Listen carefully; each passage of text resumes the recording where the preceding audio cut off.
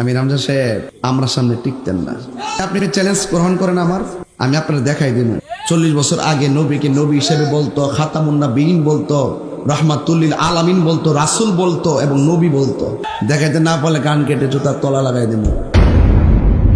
তারপরেও তিনি রসুলুল্লাহ হিসাবে গণ্য হয়েছিলেন 5 বছর বয়সে, 10 বছর বয়সে না। তিনি রসুলুল্লাহ হয়েছিলেন কত বছর বয়সে?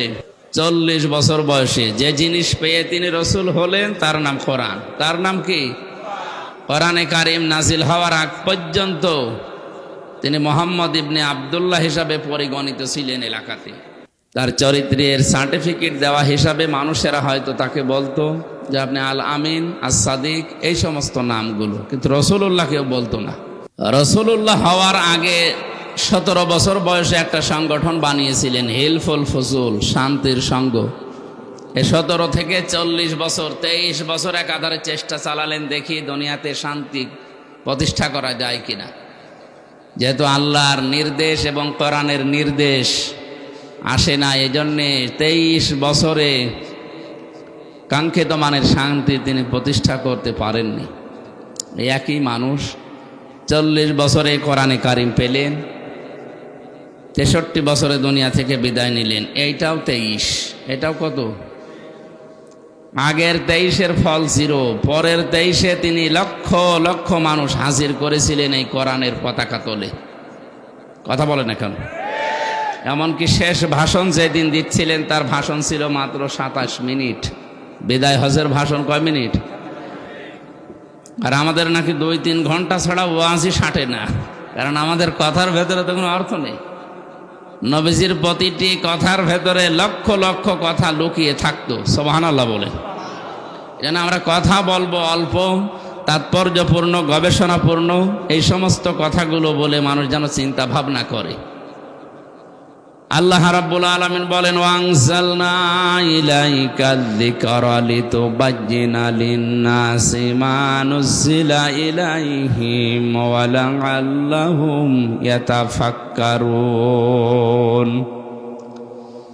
সূরা নাহলের 44 নম্বর আয়াতের শেষের দিকে আল্লাহ জানিয়েছেন, হে নবী, এই কিতাব, এই জিকির, এই আলোচনা আপনার কাছে আমি কেন দিলাম জানেন? আপনি জীবিত মানুষদের সামনে স্পষ্ট ব্যাখ্যা বিশ্লেষণ করে বোঝাবেন। আর যারা আপনার কথা শুনতে আসবে তাদের একটা দায়িত্ব দিলাম, তারা এই কথাগুলো শোনার পরে বাড়ি যেয়ে যেন চিন্তা ভাবনা করে। যেন এই মাহফিল প্রতিদিন হয় না, 1 বছর পরে মাত্র 4-5 ঘন্টার জন্য হচ্ছে, সেখানে আমার মাত্র 1 ঘন্টা 10-15 মিনিট।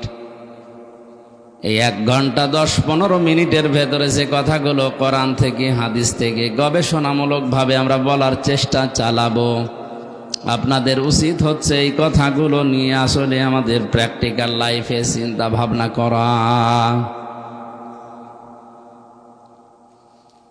তাহলে নবীজির প্রথম 23 বছরে ফল ছিল, পরের 23 বছরে তিনি হিরো বানিয়েছিলেন হযরতে ওমরের মতো, আবু বকরের মতো। এমনকি তার সামনে যখন বিদায় হসে 27 মিনিটের বক্তব্যের সময় মানুষ ছিল তার সামনে প্রায় 1,14,000। কয়জন? 1,14,000 মানুষের সামনে শেষ ভাষণ দেওয়ার সময় নবীজি বলেছিলেন, তারাকতু ফীকুম আমরাইন, আমি 2টি জিনিস তোমাদের জন্য রেখে গেলাম। লাং তাদিল্লু, তাদিল্লু মোজারে, বর্তমান, ভবিষ্যৎ, প্রেজেন্ট, ফিউচার। এর আগে লান এসেছে, আরবি গ্রামার অনুযায়ী কথাটার অর্থ দাঁড়ায় কখনোই তোমরা পথভ্রান্ত হবে না, পথভ্রষ্ট হবে না, লাঞ্ছিত হবে না। এমনকি এ কথার ভেতরে না খেয়ে থাকবে না, এ কথাও আছে। তাদিল্লু শব্দের প্রায় 33টা অর্থ আমি পেয়েছি। লাঞ্ছিত হবে না, না খেয়ে থাকবে না, মায়ের খাবে না, অপমান হবে না, দুনিয়ায় মাথা উঁচু করে তোমরা বাঁচতে পারবে। সে যে 2টা জিনিস রাখলাম, লাং তাদিল্লু মান তামাসাকতুম বিহিমা কিতাবাল্লাহ ওয়া সুন্নাতু রাসূলি। 1 নম্বরে তোমাদের জন্য আমি আল্লাহর কিতাব কোরআনে কারিম রেখে গেলাম, 2 নম্বরে আমার সুন্নাহ, আমার আদর্শ রাখলাম। জোরে বলেন সুবহানাল্লাহ। আমার মুসলমান ভাইরা, কথাগুলো খেয়াল করে শোনেন। 1,14,000 মানুষ তার সামনে, বিশ্ব নবীর ডান দিকে হজরতে আবু বকর, বাম দিকে ওমরের মতো মানুষ বসা ছিল। জাবালে রহমত, যেই পাহাড়ের উপরে তিনি দাঁড়িয়ে এই কথাগুলো বলছিলেন, আমি নিজে উঠেছিলাম ওই পাহাড়ে। বিশ্বনবীর এই পাহাড়ের পাদদেশে 1,14,000 মানুষ দাঁড়িয়ে আছে। নবীজি কিন্তু হজরতে আবু বকরের নাম বলেননি, ওমরের নাম বলেননি। যে এই যে দুইজন আমার পাশে বসে আছে, এরা দুইজন এই জান্নাতি। এরা দুইজন কি? 10 জন মানুষকে জীবিত অবস্থায় যে জান্নাতের গ্যারান্টি দেওয়া হয়েছিল, তার ভেতরে এই দুইজনের নাম আছে না নেই? নবীজিকে বলতে পারতেন না, এই যে আবু বকরকে রাখলাম, এই যে ওমরকে রাখলাম, আমার পরে যদি এদেরকে অনুসরণ করো তোমরা জান্নাত পেয়ে যাবে, বলেছিলেন? বলেন বলেন। আমি জান্নাতের দিকে যাচ্ছি, আসো আমার সাথে, তোমাদের জান্নাতে নিয়ে যাব। এই কথা শুধু নবীজি একবার বলেছিলেন বদরের ময়দানে যাবার সময়।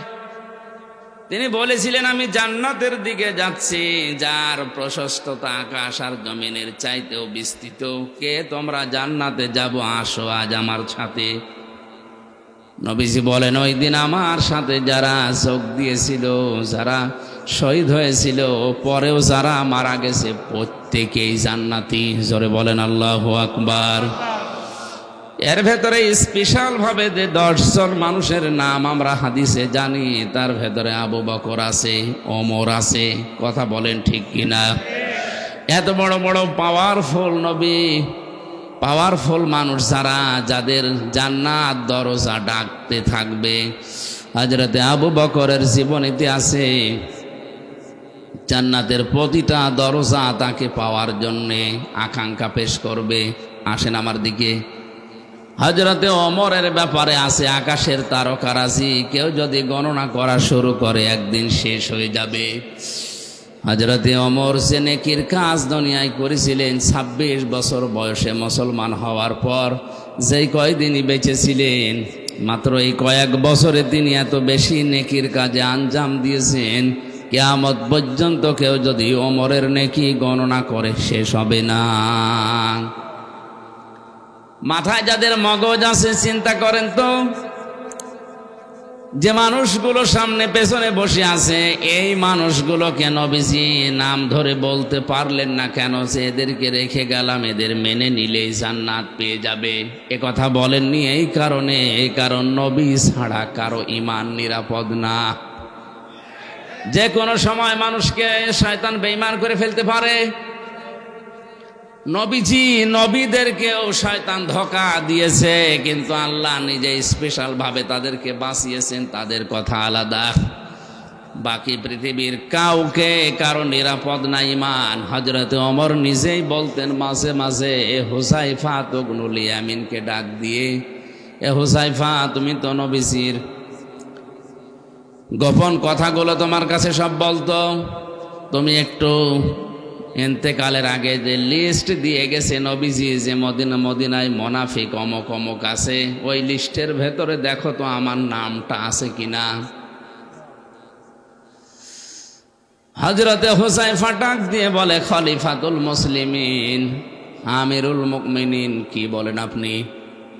জান্নাতের গ্যারান্টি দিয়েছে নবীজি নিজে আপনাকে, আর আপনি বলেন আপনার নাম মুনাফিকের খাতায় আমি দেখব, এ কেমন কথা? হযরত ওমর চোখের পানি ফেলে দিয়ে বলেন, ভাই হুযায়ফা, আমি নবীজির কাছেই শুনেছি দুনিয়াতে কারো ঈমান নিরাপদ না মরণের আগ পর্যন্ত। আমি এখনো পর্যন্ত জানি না আমি নিরাপদে ঈমান নিয়ে মরতে পারবো কিনা। এই জন্য অন্তত দেখো মুনাফিকের যে লিস্ট আছে, ওর ভেতরে আমার নামটা আছে কিনা। যদি থাকে, আমি এখনো মরণের আগে তওবা করে ফিরে আসতে পারবো।